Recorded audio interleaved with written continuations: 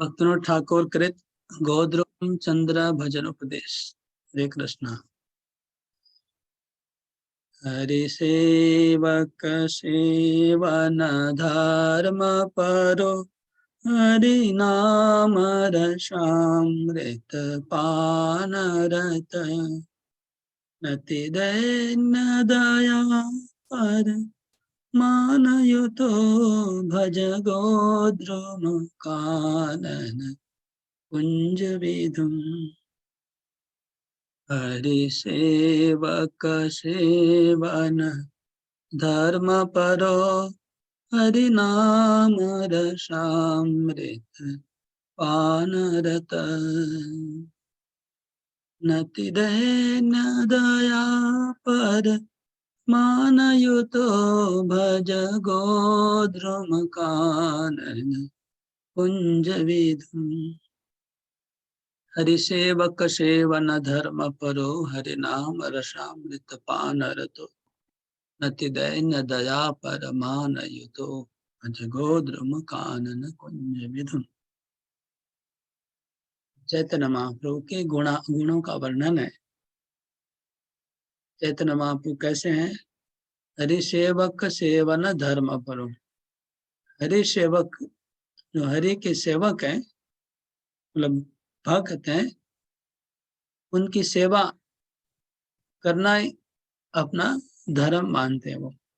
चैतन्य महाप्रभु जो हरि भक्त हैं, हरि भक्तों की सेवा करने में लगे रहते हैं। चैतन्य महाप्रभु हमेशा सेवा करते थे दूसरे भक्तों की, उनमें उनको आनंद आता था। दूसरे भक्तों की सेवा करने में चैतन्य महाप्रभु आनंद आता था। हरिनाम रसामृत पान रतो, और हरिनाम रस का अमृत हमेशा पान करते हैं। चैतन्य महाप्रभु हमेशा हरिनाम रसामृत का पान करते रहते हैं। नति दैन्य दया पर मानयुतो, हमेशा प्रणाम करते हैं सबको, और बहुत दैन्य होता है उनका, विनम्र बने रहते हैं महाप्रभु, और दया परायण होते हैं, सबको दया करते हैं, और परमान सबको सम्मान करते थे महाप्रभु। सभी भक्तों को बहुत रेस्पेक्टफुली, सम्मान से सबको पुकारते थे, सबके प्रति दयापरायण है, सबको नमस्कार करते थे, और बहुत विनम्र बने रहते थे। ऐसे ही चैतन्य महाप्रभु, उनका हम भजन कर रहे हैं। वद यादव माधव कृष्ण हरे, वद यादव माधव कृष्ण हरे, वद राम जनार्दन केशव हे। वद यादव माधव कृष्ण हरे, वद राम जनार्दन केशव हे।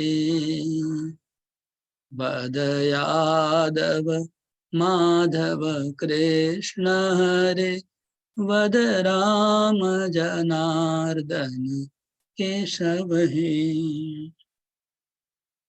वृषभानुसुता प्रिय नाथ सदा भज, गोद्रुम कानन कुंज विधुम। वृषभानुसुता प्रिय नाथ सदा भज, गोद्रुम कानन कुंज विधुम। वद यादव माधव कृष्ण हरे, वद राम जनार्दन केशव हे। वृषभानुसुता प्रिय नाथ सदा भज, गोद्रुम कानन कुंज विधुम। वद मतलब बोलो, क्या बोलना है? वद यादव माधव कृष्ण राम जनार्दन केशव, इन नामों का उच्चारण करो। वृषभानु सुता, वृषभानु की सुता कन्या श्रीमती राधारानी, और प्रियनाथ उनके नाथ है, प्रियनाथ है।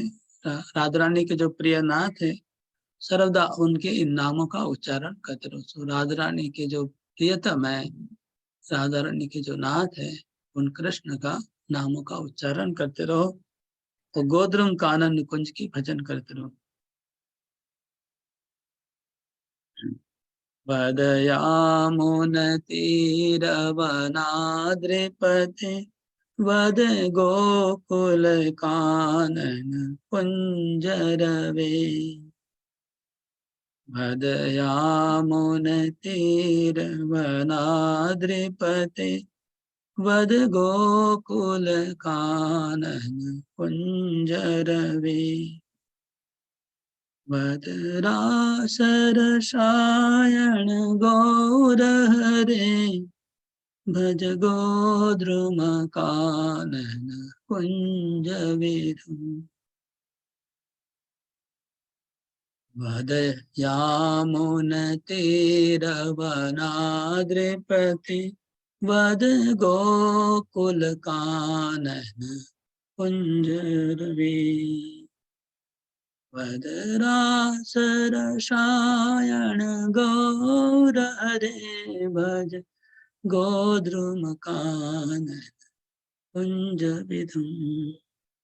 वद यमुना तीर वनाद्रिपति, यमुना के तट पे जो वन है और अद्रिपति जो गोवर्धन है। यमुना का किनारा, यमुना किनारे पे वन है वृंदावन, वहां पर अद्रिपति मतलब गोवर्धन है, वहां पर गोकुल है, गोकुल का कानन है, बगीचा है। उन सब जगह जो विहार करते हैं, रास रचाते हैं, वो गौर हरि कृष्ण का हम भजन करते हैं। अब ये लास्ट 2 श्लोक के 19 और 20 बहुत सुंदर है।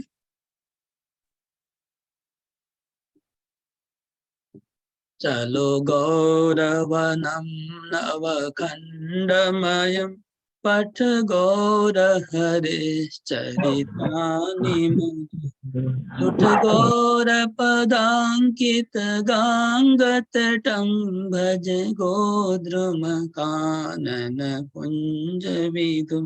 चलो गौरवनम नवखंडमयम पठ गौर हरिश्चरितानि मुदा लुठ गौर पदांकित गांगतटं भज गोद्रुम कानन कुंज विधुम। चल गौरवनम नवखंडमयम पठ गौर हरिश्चरितानि मुदा लुठ गौर पदांकित गांगतटं भज गोद्रुम कानन कुंज विधुम। कितना सुंदर छंद है। तो चलो गौरवनम, चलिए गौरवन में, गौरवन मतलब नवदीप मंडल, नवखंडमय नवखंड है। पठ गौर हरेश चरितानि मुदा, निरंतर चैतन्य महाप्रभु की लीलाओं का पाठ करिए। वदरास लुठ गौर पदांकित गांगा तटम, गंगा की जो किनारा है, गंगा का तट है, जहाँ पर चैतन्य महाप्रभु के चरण चिन्हों का अंकित किए हैं, उसका लुठन करिए। उधर जाके लेटिए और उनके चरणों की धूल को अपने सर में लगाइए, अपने शरीर में लगाइए। बहुत बड़ा मौका है। लुठ गौर पदांकित गंगा तटम मतलब गंगा का किनारा दोनों तरफ महाप्रभु की लीलाओं से भरा हुआ है, उनके चरण चिन्हों से भरा हुआ है। उसकी धूल को अपने शरीर में लगाइए। भज गोद्रुम कानन कुंज विधुम। स्मर गौर गदाधर कीलिकलम भज गौर भव गौर गदाधर पक्षचर। शृणु गौर गदाधर चारु कथां भज गोद्रुम कानन कुंज विधुम। स्मर गौर गदाधर केलिकलां भव गौर गदाधर पक्षचर। शृणु गौर गदाधर चारु कथां भज गोद्रुम कानन कुंज। स्मर गौर गदाधर केलिकलां भव गौर गदाधर पक्ष चरण, शृणु गौर गदाधर चारु कथा, भज गौर गदा गौद्र कानन कुंज विधुम। मतलब है गौर और गदाधर। तो गदाधर को यहाँ पर जैसे राधा रानी की अवतार, राधा रानी का प्रकाश है, और गौर मतलब कृष्ण, तो यहाँ पर इनडायरेक्टली यही बोल रहे हैं कि स्मर गौर गदाधर केली कथा, मतलब राधा कृष्ण की केली कथा का स्मरण करो। केली कला जो नवद्वीप में, गोद्रुम द्वीप में राधा कृष्ण नित्य विहार करते हैं, राधा कृष्ण व गौर गदाधर जो राधा कृष्ण है उनकी केली कलाओं का स्मरण करो। भव गौर गदाधर पक्ष चर, और राधा कृष्ण के पक्षपात में आप उनके पक्ष में आ जाओ, राधा कृष्ण के पक्ष के भक्त बन जाओ। श्रीणु गौर गदाधर चारों कथाम, और राधा कृष्ण की चारों मतलब सुंदर, चारों का अर्थ होता है सुंदर, राधा कृष्ण के सुंदर कथाओं का श्रवण करो, राधा कृष्ण की सुंदर कथा का श्रवण करो। भज गोद्रुम कानन कुंज विदम, और गोद्रुम कानन की कुंजों में जो कुंजों के जो चंद्र हैं, विधु हैं, उसका भजन करो। गोद्रुम कानन है, गोद्रुम द्वीप है, उसकी जो कुंज है, उस कुंज में जो चंद्रमा के स्वरूप कृष्ण है जो नित्य लीला कर रहे हैं, उनकी भक्ति करने को, भजन करने को भक्तनाथ ठाकुर बोल रहे हैं। हरे कृष्णा कृष्ण कृष्ण हरे हरे, हरे राम राम राम हरे हरे। गोद्रुम चंद्र भजन उपदेश हमने पढ़ा, इसका थोड़ा समरी भी कर लेते हैं ना, जब कंप्लीट हो गया तो श्लोक नंबर 1 2 3 4, ये 4 श्लोकों में वर्णन था कि हमें संसार की जो अनित्य वस्तुओं का त्याग करने के बारे में बताया जा रहा था, कि जैसे संसार कलिमय है, उसका त्याग कर दो, धन यौवन जीवन राज्य सुख को त्याग कर दो, ग्राम्य कथा को त्याग कर दो, रमणी सुख संग को त्याग कर दो। ये सब था। फिर कविता को, जड़ काव्य रस को त्याग कर दो, ये था 4 नंबर श्लोक पे। इसके बाद 5 नंबर श्लोक 6 7 8 यहाँ तक हम देख रहे हैं कि चैतन्य महाप्रभु जो कृष्ण वृंदावन लीला कर रहे हैं, बंसी बजा रहे, उसका वर्णन है। फिर वही कृष्ण गौर होकर के नवद्वीप में विहार कर रहे हैं, नवद्वीप में, वो उसका उनकी लीलाओं का वर्णन है। श्लोक नंबर 10 11 12 उसमें अवतार का वर्णन है, महाप्रभु का अवतार के बारे में बताया गया कि वो सब अवतारों का सार है। 13 नंबर श्लोक में फिर 13 14 में भगवान महाप्रभु कुछ लीलाओं का वर्णन है, और 15 नंबर श्लोक में अपना था भक्ति का जो डेफिनेशन, अन्नाभिलाषिता शून्यम, उसके बारे में था। 16 नंबर में महाप्रभु का फिर लीलाओं का वर्णन है, वो कैसे कीर्तन कर रहे हैं, कैसे विनम्र हैं। इसके बाद 17 18 में भगवान के दिव्य नामों का कीर्तन करने का बताया गया, यादव माधव कृष्ण। 18 में भगवान की लीलाओं का स्मरण करने को बताया गया। 19 में नवद्वीप धाम में जाके वास करने को बताया गया, और 20 में राधा कृष्ण की लीलाओं में पूरा डूबने के लिए बोल रहे हैं। ये संक्षेप में पूरा श्लोकों का सार था। हरे कृष्णा कृष्ण कृष्ण हरे हरे, हरे राम अगर कोई प्रश्न है तो आप लोग पूछ सकते हैं। बोलिए प्रभु। घनश्याम अग्रवाल प्रभु, आपने हाथ उठाया, बोलिए। हरे कृष्णा प्रभु, दंडोत प्रणाम प्रभु। प्रभु हमने कल सुना कि भाई भक्त से देखते भी हैं, भक्तों को बहुत मतलब प्रतिकूल परिस्थिति में गुजरना पड़ता है। तो कल एक कथा पढ़ रहे थे, सुन रहे थे नित्यानंद प्रभु की और शिवानंद प्रभु की। तो शिवानंद प्रभु इतनी सेवा करते थे भक्तों की यात्रा में, ले जाते थे, और जो आदमी पैसा नहीं दे सकते थे उनके लिए पैसा भी अपने तरफ से देते थे। और उनकी गलती नहीं होने के बावजूद भी नित्यानंद प्रभु ने उनको उनके श्राप दिया कि भी तीनों बच्चे तुम्हारे मर जाएंगे। तो प्रभु इतनी प्रतिकूल परिस्थिति भक्तों पर आती है और भक्त उसको सह लेते हैं। तो ये क्या कारण है कि भक्तों पर इतनी प्रतिकूल परिस्थितियां, क्या उनके, जैसे आपने बताया कि उनके कर्मों का बंधन कटने के लिए आती है, ना भक्ति को दृढ़ करने के लिए आती है? अरे बहुत बहुत सुंदर है, ये लीला भी बहुत सुंदर है, आपने याद दिलाया हमको। तो शिवानंद सेन को जब चैतन्य नित्यानंद प्रभु ने बोला कि तुम्हारे 3 बच्चे मर जाएंगे और लात मारा उसके छाती के ऊपर, उसके बाद भी शिवानंद प्रभु नाच रहे थे दोनों हाथ उठा के, या इतनी बड़ी कृपा आपने मेरे को की, बहुत आप कृपालु हैं। सोचिए, हम लोग को अलग विचार आ सकता है, लेकिन जिनको किया उनका क्या विचार था, उन्होंने कैसे लिया। तो पहली बात तो अब आपका प्रश्न क्या, उनका कर्म फल था या फिर क्या नाम, भक्ति दृढ़ करने के लिए था। पहली बात तो नित्यानंद प्रभु का इस कार्य के ऊपर 1% भी आपके मन में संशय उदय नहीं होना चाहिए, किसी के मन में। अगर आपके मन में 1% भी नेगेटिव विचार आता है तो आप अपराध कर रहे हैं नित्यानंद प्रभु के प्रति, क्योंकि यही बात है। इसलिए शास्त्रों में कहते हैं कि वैष्णव क्रिया मुद्रा विज्ञ न बुझे। भगवान की लीला को देवता लोग, ब्रह्मा और शिव भी चकित हो जाते हैं, वो लोग भी भ्रम में पड़ जाते हैं और अपराध कर बैठते हैं भगवान के चरणों में उनकी लीला देख के। भगवान की लीला को समझना इतना कठिन होता है कि ब्रह्मा जी नहीं समझ पाते, जो 4 वेद की सृष्टि करने वाले हैं, वो भी नहीं समझ के अपराध कर देते हैं। तो फिर हम लोग का दिमाग कैसे चल सकता है। तो नित्यानंद प्रभु की अगर आपको कृपा होगी तब आप लीला को समझ पाएंगे। आप लोग, आपके लिए नहीं बोल रहा हूँ, सबके लिए बोल रहा हूँ। और अगर नित्यानंद प्रभु कृपा अब तक नहीं हुई है, इसलिए अभी समझ नहीं पा रहे हैं, तो समझ में नहीं आ रहा है तो ठीक है, यही बोले कि मुझे समझ में नहीं आ रहा है, लेकिन कोई अपने मन में नित्यानंद प्रभु के विरोध में चिंता मत करिएगा, नहीं तो अपराध करेंगे आप।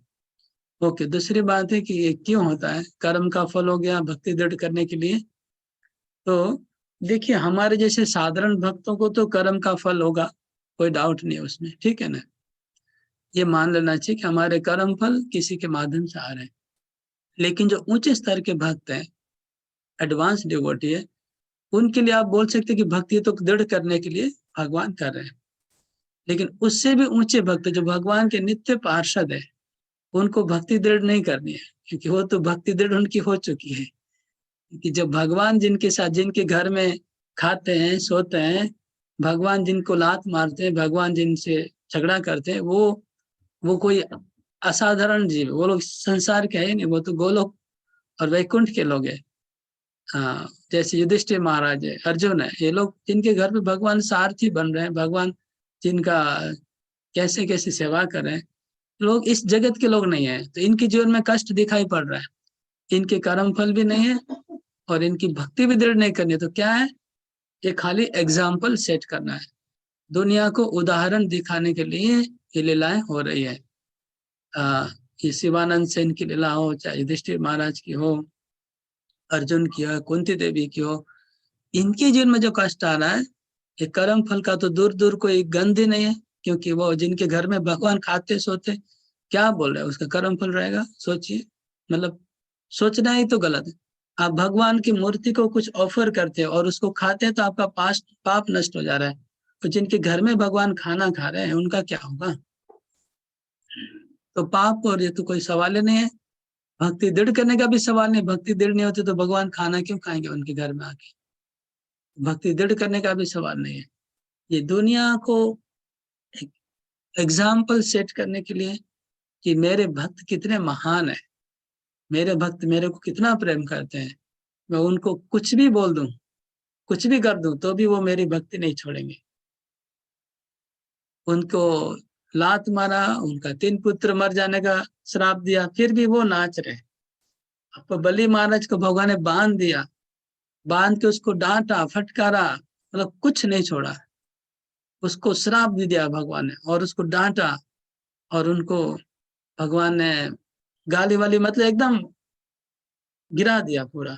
फिर भी बलि महाराज ने भगवान को कहा कि नहीं, मैं बहुत धन्य हूँ, मेरे को आपकी कृपा मिल रही है। तो ये जो मेंटेलिटी की परीक्षा करके दुनिया को दिखाने के लिए भगवान कर रहे हैं। हरे कृष्णा। तो ठीक है, समझ में आया घनश्याम प्रभु? वो बहुत सुंदर बताया आपने। मैंने प्रभु। उसको हाँ हाँ सुना था। हाँ माता जी कुछ बोले, रंगदेव माता जी। हाँ हाँ प्रभु, इस तरह भी ले सकते हैं ना, क्योंकि कितने लोग हैं, जैसे मेरी बहू है, वो माला करती है, उसका मन भी है दीक्षा लेने का, लेकिन वो बोलती है नहीं, भक्तों पे बहुत कष्ट आते हैं। लेकिन ये भौतिक समाज में हमें कष्ट उठाने हैं। अब हमारी माँ हमें सजा दे, मतलब कुछ माँ करे या बाहर के लोग करें, तो फिर जो माँ दे रही है वो लेना बेटर है ना करके, इस डरना क्या इस चीज से ना। लेकिन कितने भक्त हैं वो इसलिए ये बोलते हैं नहीं, हम ज्यादा करेंगे तो हमारी बहुत परीक्षाएं होंगी, ऐसे बोलते हैं। ओ हाँ, वो ये बोल के दूर रहते हैं, हाँ तो बहुत गलत है। तो आप ये इसका ये जो लॉजिक है कि ज्यादा करेंगे तो हमको कष्ट आएगा, ये हाँ। ऐसा है कि अगर आपको कैंसर हुआ है और आप बोले हम ऑपरेशन करने जाएंगे तो कष्ट होगा, रेडिएशन होगा, केमो होगा, तो हमको डॉक्टर के पास नहीं जाना है, ये ऐसा ही। तो फिर आप कैंसर में पड़े रहेंगे, अगर डॉक्टर के पास नहीं जाएंगे तो कैंसर में पड़े रहेंगे। हाँ, तो अभी क्या है कि 84 लाख का जो चक्र है वो कैंसर के जैसा बीमारी है। वो आप जन्म जन्म जन्म करोड़ों जन्म से आप भोग रहे हैं और भोगते रहेंगे। और अगर भगवान के शुद्ध भक्त व भगवान स्वयं आकर के अगर किसी को कृपा कर दे और उनका पूरा एक झटके में पूरा उड़ा दे, तो करोड़ों जन्म का कैंसर उड़ा सकते, भगवान का वो पावर है। भगवान अगर किसी को एक लात मारेंगे तो करोड़ों क्या, 100 करोड़ जन्म का उसका पाप एक झटके में उड़ जाएगा। ये इतनी बड़ी कृपा मिल रही है, एक लात। भगवान के चरण तो चंद्रमा से शीतल बोल रहे हैं, कोटि चंद्र सुशीतल।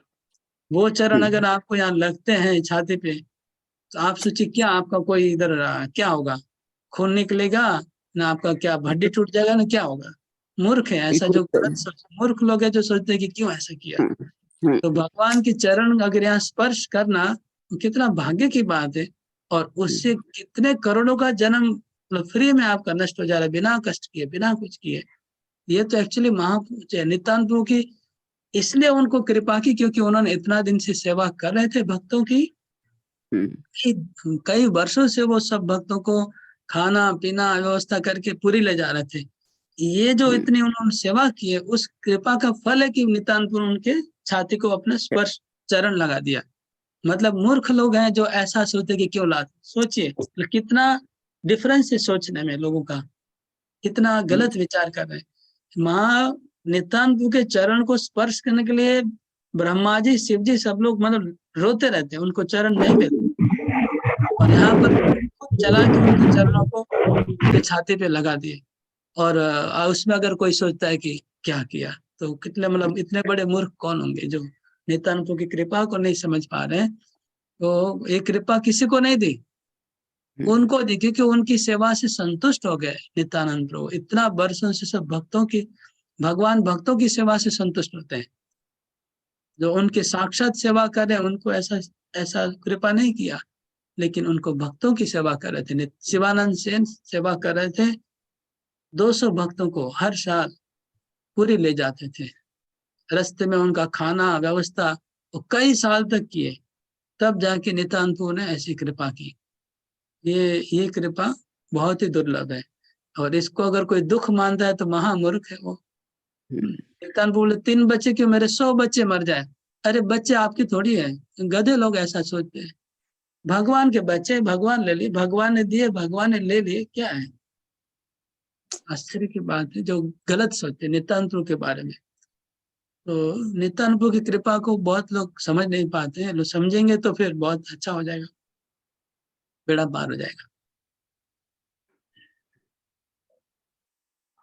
हरे कृष्ण। तो और कोई प्रश्न होगा तो पूछ सकते हैं। हाँ, ये बात सुन आया होगा कि प्रभु जी एक कथा एक बार आप सुनाइए ना हम लोग को। ये वाली कथा। हाँ जी, किसी टाइम टाइम लगने से। नित्यानंद प्रभु की कथा ऑलरेडी मैंने सुनाई थी, डायरेक्टली थोड़ा बहुत तो सुना दिया। ठीक है प्रभु। नहीं, इससे आगे भी बहुत अच्छी कथा है। वो एक इनका जो लड़का होता है, ये इनको हाँ इनका जो इनके लड़के की कथा बहुत अच्छी है। तो हाँ उनको कितनी किताबें लिखी है, कितना ज्ञान हो गया था। और चैतन्य महाप्रभु ने उसका नाम दिया था, अच्छा, 2 बार उसका नाम बदली किया। कवि कर्णपुर। हाँ, वो बहुत बड़े कवि बने। तो ये कथा जब आपको समय मिले ना, उस टाइम में थोड़ा सा। जरूर। हाँ, और हरे कृष्ण। हरे कृष्णा हरे कृष्णा। बोल प्रभु, आपके लिए नहीं, घनश्याम प्रभु के लिए, कि उन्होंने क्वेश्चन किया तो इतना सुंदर सुनने मिला हम लोग को। हरे बोल हरे बोल। हरे